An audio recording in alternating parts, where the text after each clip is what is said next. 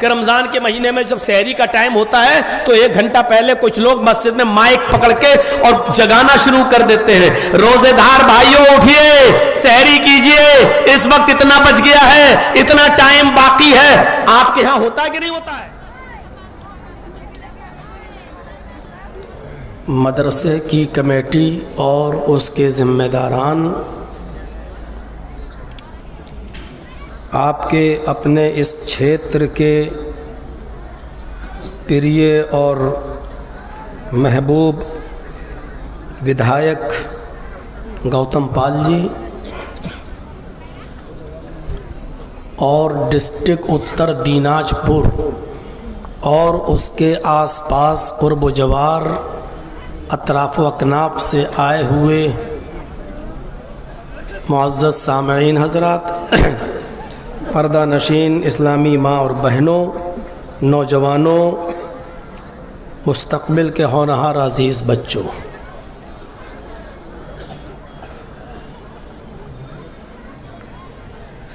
बहुत दिनों के बाद इतनी बड़ी संख्या में, इतनी बड़ी तादाद में लोग जो सुनने आए हैं, आप ये तादाद देखने को मिल रही है।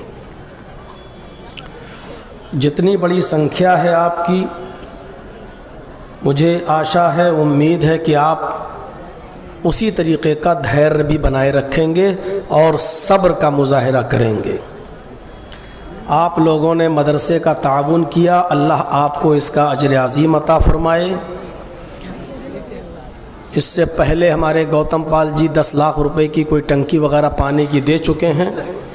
आज भी उन्होंने कुछ ऐलान किया है और तकरीबन 5 लाख रुपए की कोई चीज़ लाइट की शक्ल में आपको दी है।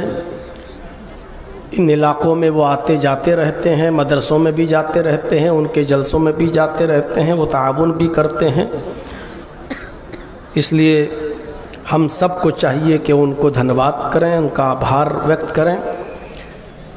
और इसके अलावा आप लोगों ने जो मदरसे का ताउन किया है, आपके ताउन से ही मदरसे चलते हैं, इसमें कोई शक नहीं। इस वक्त हमारे उत्तर प्रदेश में आकर आप देखिए मदरसों का क्या हाल है, तब आपको पता चलेगा कि आप कितने सुकून के साथ हैं और कितनी शांति के साथ हैं। वो तो भला हो सुप्रीम कोर्ट का कि जिसने गाइडलाइन जारी करके मदरसों पर जो योगी गवर्नमेंट हथौड़ा चलाने वाली थी उस पर रोक लगा दिया, वरना यूपी के जो मदरसों का हाल होने वाला था और 18 लाख टीचरों की रोज़ी रोटी जो बंद होने वाली थी, सुप्रीम कोर्ट का उस बहुत धन्यवाद हम लोगों को करना चाहिए। तो यूपी के हालात से आपको अंदाज़ा लगाना चाहिए कि आप लोग कितने सुकून से हैं और कितनी शांति के साथ हैं और मदरसे आपके चल रहे हैं। और इस मदरसे में गौतम पाल जी जैसी शख्सियत आती है और खुल्लम खुल्ला ऐलान कर सकती है। हमारे यहाँ एक मामूली आदमी मदरसे के नाम पर ऐलान नहीं कर सकता है। हम जैसे लोग भी मदरसे का ताउन खुलकर किसी जलसे में नहीं ले सकते हैं। तो अल्लाह रब्बुल आलमीन से दुआ है कि आपके समाज में, सोसाइटी में और इस बंगाल की सरज़मीन पर जो मदरसों के सिलसिले में जो आज़ादी है ये बरकरार रहे, बनी रहे और आप भी इसी तरीके से सुख और शांति के माहौल में अपना जीवन गुजारते रहें। अल्लाह रब्बुल आलमीन आपको हर किस्म के अत्याचार, जुल्म और सितम से आपकी हिफाजत फरमाए। मेरे साथियों, दोस्तों और बुज़ुर्गों, जलसे बहुत होते हैं और मुझे भी याद है कि तकरीबन 25 साल से मैं आपके इलाके में आ रहा हूँ। इलाके से मतलब ये नहीं कि आपके बिलासपुर में, आपके इर्द गिर्द आसपास बंगाल, बिहार, झारखंड, इन 25 सालों में आपके इस इलाके में पहली तकरीर हमारी जो हुई थी, सबसे पहली, वो बेलवा में हुई थी। उस जलसे को भी तकरीबन 24-25 सालें हो चुकी हैं। इन 24 और 25 सालों में हमने क्या खोया है, क्या पाया है, और जलसों में हमने क्या सीखा है, और कितना असर पड़ा है हमारे और आपके ऊपर, और हमारी लाइफ में और हमारे जीवन में और हमारी ज़िंदगी में कितनी चेंजिंग हुई है। हर आदमी अपना हिसाब करे। मैं फिर कहता हूं कि हिसाब जिंदा कौमें किया करती हैं, मुर्दे नहीं करते हैं। आप और हम सब अपना हिसाब करें। अगर कोई पूछे मौलाना जर्जी साहब 25 साल से आपने कितना अंतर देखा है, जलसों में कितना सुधार आया है, आप 100 में कितना नंबर देंगे, तो मैं आपको 100 में 0 नंबर दूंगा। 25 साल पहले भी आप जहां थे आज भी वही हैं। 25 साल पहले भी आपको जलसा और प्रोग्राम सुनने का तमीज़ और सलीका नहीं मालूम था, आज भी नहीं मालूम है।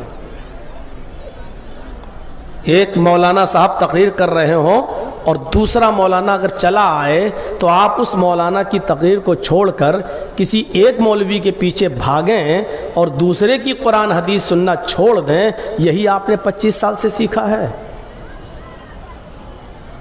वो क्या लैला और मजनू की कहानी सुना रहा था आपको?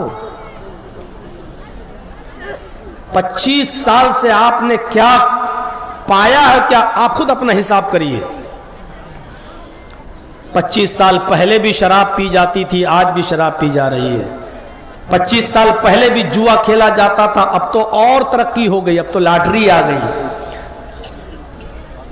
और अब तो तरक्की ने ये दौर आ गया है कि अब तो मैच होता है तो उसमें बाकायदा सट्टा लगता है कि कौन कितने ओवर खेलेगा और कौन टीम जीतेगी, कितने ओवर में फिनिश हो जाएगी। एक एक बॉल पर जुआ खेला जाता है। हम 25 साल पहले जहां थे आज हमें उसमें और इजाफा हुआ है, कमी नहीं आई। 25 साल पहले जहेज की प्रथा थी, आज भी बगैर जहेज की शादी नहीं होती है जब तक कि लड़की के माँ बाप के पास पल्सर ना हो, यामा ना हो, हीरो होंडा ना हो, मोटरसाइकिल ना हो, 4 व्हीलर ना हो। और अगर लड़का ये सब चीज नहीं ले रहा है तो कम से कम 6 लाख और 8 लाख और 4 लाख रुपए न मांग रहा हो। पहले भी था, आज भी है। हम सब अपने गरीबानों में झांके, कितनी चेंजिंग आई है हमारे और आपके अंदर। जलसे होते हैं, कितनी तादाद है। हमारी जहां तक रोशनी जा रही है आंख की, हमें तो उसका छोर नजर नहीं आ रहा। पब्लिक ही पब्लिक दिखाई दे रही है, आप दिखाई दे रहे। सुनने का शौक पहले भी था, आज भी है, लेकिन हालत ये हो गई हमारी कि सुनते तो हैं लेकिन एक कान से सुनते हैं और दूसरे कान से हम निकाल देते हैं। मेडिकल साइंस में एक बीमारी का नाम है जिसको बोला जाता है डायरिया। सुना है ना?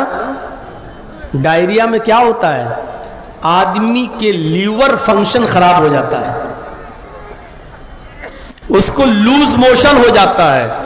एक दिन में 10-10, 12-12, 15-15 मोशन होते हैं, लैट्रिनें होती हैं उसको। वजह क्या है? वो जो कुछ भी खाता है उसका डाइजेस्टिव सिस्टम बिल्कुल बेकार हो जाता है, लीवर काम करना बंद कर देता है, वो पचता नहीं है, उसकी बॉडी में लगता नहीं है। मुंह से खाया और लैट्रिन के रास्ते से पानी बाहर, जो खाया वो बाहर। जो खा रहे हो उसका ब्लड नहीं बन रहा है, जो खा रहे हो उसकी ताकत नहीं बन रही है, शक्ति नहीं आ रही है। जो मुंह से खाया लैट्रिन के रास्ते से बाहर, जिस्म में नहीं लगता है, वही हमें कानों का डायरिया हो गया है। मौलाना जो बोलते हैं, हम जो बोल रहे हैं, एक कान से सुनेंगे, दूसरे कान से बाहर। अभी देखिएगा, जिसने जहां साइकिलें खड़ी की होंगी, अभी जलसा खत्म करने के बाद निकालेगा वो, हट पहले हम निकाले, ओ अभी देखिएगा जलसे का कितना असर पड़ा, प्रभाव वो अभी जलसा खत्म होने के बाद पता चल जाएगा। अभी आपको रोड पर आपको पता चल जाएगा। और इस जलसे का कितना कामयाब हुआ है ये प्रोग्राम, और देखना हो तो सुबह मस्जिद में चले जाइएगा, आप फजर की नमाज में मस्जिद बता देगी कि इस जलसे का कितना असर हुआ है। माशाल्लाह 1 बजे तक जागेंगे, 12:30 बजे तक जागेंगे, रात में अपनी आंखें फोड़ रहे हैं, सुनने आए कुरान हदीस दीन की दावत, लेकिन मस्जिदें हमारी सुबह बता देंगी कि जर्जी साहब 1.5 लाख 2 लाख 3 लाख जलसे में खर्च करके जलसा कराया गया, नतीजा 0। कानों का डायरिया हो गया, जैसे खाया हुआ जिस्म में नहीं लगता, जो बोला जा रहा है उसके असरात, उसका प्रभाव हमारी बॉडी पे नहीं होता है, हमारे दिल पर नहीं पड़ता है। एक कान से सुना, दूसरे कान से उड़ा दिया। उस ड्राइवर की तरह है जो गाड़ी चला रहा है और उसके आगे आगे एक आदमी चल रहा है, वो हॉर्न दे रहा है, बजा रहा है बार बार हॉर्न, वो आदमी रास्ते से हट ही नहीं रहा है, आगे चल रहा है। ड्राइवर ने फिर हॉर्न दिया, वो आगे से हट ही नहीं रहा है, चला जा रहा है आगे। ड्राइवर ने तीसरी बार हॉर्न बजाया, वो हट ही नहीं रहा, चल रहा। ड्राइवर को गुस्सा आया, कमीने मैं कितनी देर से हॉर्न बजा रहा हूं और ये हट ही नहीं रहा है। उसने गाड़ी को रोका, निकला और आगे जाने वाले आदमी को पकड़ के 2 थप्पड़ मारे। कमीने सुनता नहीं है, मैं कितनी देर से हॉर्न बजा रहा हूं। उसने गाल पे हाथ फेरते हुए कहा, क्या हुआ तुम्हें, क्यों मार रहे हो हमको? तुमको मालूम नहीं मैं कब से तुम हॉर्न दे रहा हूं, जोर जोर से मैं आवाज दे रहा हूं, तुम हट ही नहीं रहे रास्ते से। उसने कहा, भाई तुम इतनी तेज हॉर्न बजा रहे थे कि तुम्हारे हॉर्न की आवाज से मेरे कान सुन पड़ गए, हमें सुनाई नहीं दे रही थी, मेरे कानों का पर्दा सुन हो गया था। तुम बजा रहे थे, हमें तो सुनाई नहीं दे रहा था। तो जैसे तेज आवाज से आगे चलने वाले आदमी के कानों के पर्दे सुन हो गए, उसको हॉर्न नहीं सुनाई दे रहा है। आपको 25 साल 20 साल से मौलवियों की चीखें, मौलवियों की पुकारें, मौलवियों की आवाजें नहीं सुनाई दे रही हैं। आप एक कान से सुनते, दूसरे कान से निकाल देते हैं, यानी सुन सुनकर आपके कान पक चुके हैं। मौलवी वही नमाज बताता है, वही रोजा बता रहा है, वही हज बताता है, वही ज़कात बता रहा है, वही कह रहा है चोरी मत करो, वही कह रहा है शराब मत पियो। ये सुन सुनकर तो हमारे कान पक चुके हैं, कितना सुनेंगे। आज वो सूरत हाल आज हमारे माशरे में हो गई। जलसों के असरात होना चाहिए, एक तकरीर हो गई काफी है। अब देखिए उसका असर क्या होता है हमारी जिंदगी पर। एक असर, एक बात काफी है, जलसों की भरमार। पूरा सीमांचल देख लो और पूरा आपका ये उत्तर दिनाजपुर, दक्षिण दिनाजपुर, जलसों की लाइन लगी हुई है। अरे जिसमें हम आते वो भी और नहीं आते उस सारे जलसे जोड़ो, कितने जलसे हो रहे हैं आपके यहां, लेकिन नतीजा, रिजल्ट हर आदमी मुहासिबा करे, हिसाब लेना चाहिए। हम वहीं के वहीं हैं, फर्क कितना पड़ा है हर आदमी को गौर करना चाहिए। मेरे भाइयों, किसी भी नेकी को हकीर नहीं समझना चाहिए। छोटी सी छोटी नेकी उसको हकीर मत समझो, करो। छोटा से छोटा गुनाह हो उससे भी बचो, कोशिश तो करो। सहाबा किराम की जिंदगी क्या थी मालूम है आपको? छोटा सा गुनाह हो जाता था उनसे, छोटा सा, तो वो समझते थे कि मेरे ऊपर पहाड़ टूट गया है, ये क्या हो गया है। हम बड़े से बड़े पाप कर जाते हैं, हमसे बड़े से बड़ा गुनाह हो जाता है, लेकिन हमारे ऊपर कोई असर नहीं पड़ता। अरे यार चलो ये तो हो गया। सहाबा छोटे से छोटे गुनाह को मुसीबत समझते थे, हम बड़े से बड़े गुनाह को भी कुछ नहीं समझते हैं। हाँ, सब कर रहे हैं। हमारा बेटा रात के 12 बजे क्यों घर से आए, क्यों बाहर से आएगा? हमारे घर में हमारी बेटी रात के 12 बजे और 1 बजे तक क्यों मोबाइल चलाएगी? क्यों एंड्रॉयड मोबाइल आप उसके हाथ में देंगे? कभी सोचा है, गौर किया है आपने? आप इन चीजों को मामूली समझते हैं। समाज सुधरेगा कैसे, उसकी इस्लाह कैसे होगी? छोटी सी छोटी नेकी भी अगर हो तो उसको भी करिए। ये मत समझिए अरे छोटी सी नेकी समझते हो। आप जा रहे हैं मोटरसाइकिल से, रास्ते में पत्थर पड़ा हुआ है, आप अपनी गाड़ी रोक दीजिए और पत्थर को रास्ते से हटा दीजिए, इसलिए कि आप तो गुजर जाएंगे, लेकिन कोई अंधा बेचारा अगर उस पत्थर से टकरा के गिर गया तो उस बेचारे का क्या होगा?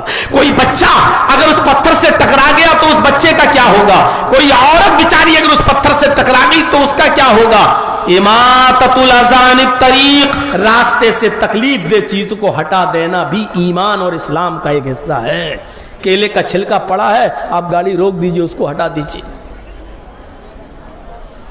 याद रखिए, रास्ते में पड़ी हुई चीज को हटा देना अगर सवाब है, अगर पुण्य का काम है, तो रास्ते में इन तकलीफ दे चीजों का फेंकना गुनाह का भी काम है। अगर अल्लाह ने इन चीजों को हटाने पर सवाब रखा है तो इनको रास्ते में फेंकने वाले को पापी भी बताया है, गुनाहगार भी बताया है। आप घर का कूड़ा उठा के रास्ते में फेंकेंगे, जिस चीज से भी लोगों को तकलीफ होती हो, चाहे वो हिंदू हो, मुसलमान हो, सिख हो, ईसाई हो, आप किसी को तकलीफ नहीं दे सकते हैं। आप कोई चीज खरीदने जा रहे हैं, आपको अपनी गाड़ी को साइड में खड़ा करना है। रोड पर पार्किंग में अगर आप नहीं खड़ी करते, रोड पे खड़ी कर देते हैं, तो गलत जगह पर गाड़ी को पार्क करना भी पाप है, क्योंकि उससे आप आने जाने वालों को तकलीफ दे रहे हैं।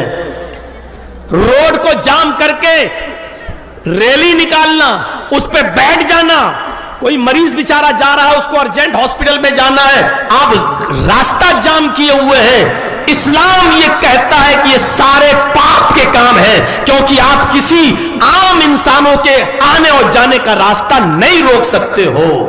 रमजान का महीना है, आपके यहां ऐसा होता कि नहीं होता? हमारे यूपी में तो बहुत होता है कि रमजान के महीने में जब सहरी का टाइम होता है तो 1 घंटा पहले कुछ लोग मस्जिद में माइक पकड़ के और जगाना शुरू कर देते हैं, रोजेदार भाइयों उठिए, सहरी कीजिए, इस वक्त इतना बच गया है, इतना टाइम बाकी है। आपके यहां होता है कि नहीं होता है? यह भी गुनाह का काम है। मौलाना साहब रोजेदारों को उठाना गुनाह है। हां, तुम पर रोजा फर्ज है, उठो, अलार्म लगाओ, जो करना हो करो, लेकिन तुम अपनी आवाज से उन बूढ़ों को क्यों उठा रहे हो, बेचारों को, जो नींद की गोली खाकर डॉक्टर के दिए हुए मशवरे पे सो रहे हैं और जिनके बारे में अल्लाह ने और रसूल ने कहा है कि ये इस उम्र में पहुंच चुके हैं कि ये रोजा नहीं रख सकते हैं, एक फकीर को खाना खिलाएंगे, आप उनकी नींद में डिस्टर्ब क्यों कर रहे हो? जिन औरतों के पेटों में बच्चा है, रोजा रखने से डॉक्टर ने कहा है कि इस बच्चे की सेहत और तंदुरुस्ती पे खतरा है, इस्लाम कहता है कि उसके ऊपर रोजा नहीं है, बाद में रखेगी, आप उस औरत को क्यों परेशान कर रहे हो, उसकी नींद में डिस्टर्ब क्यों कर रहे हो? इस्लाम कहता है कि यह पाप है, गुनाह है। जो औरतें अपने बच्चों को दूध पिलाती हैं, जो रोजा नहीं रख सकती है, रोजा रखेंगी तो खाएंगी नहीं, और खाएंगी नहीं तो उनका बच्चा भूखा मर जाएगा, दूध बनेगा नहीं, उनके ऊपर रोजा बाद में है, अभी छोड़ दें। आप क्यों जगा रहे हैं उन औरतों को? आप जब माइक पे चिल्लाएंगे तो बूढ़े नहीं उठेंगे, वो औरतें नहीं उठेंगी, बच्चे नहीं उठेंगे, उनकी नींद में डिस्टर्ब नहीं होगा।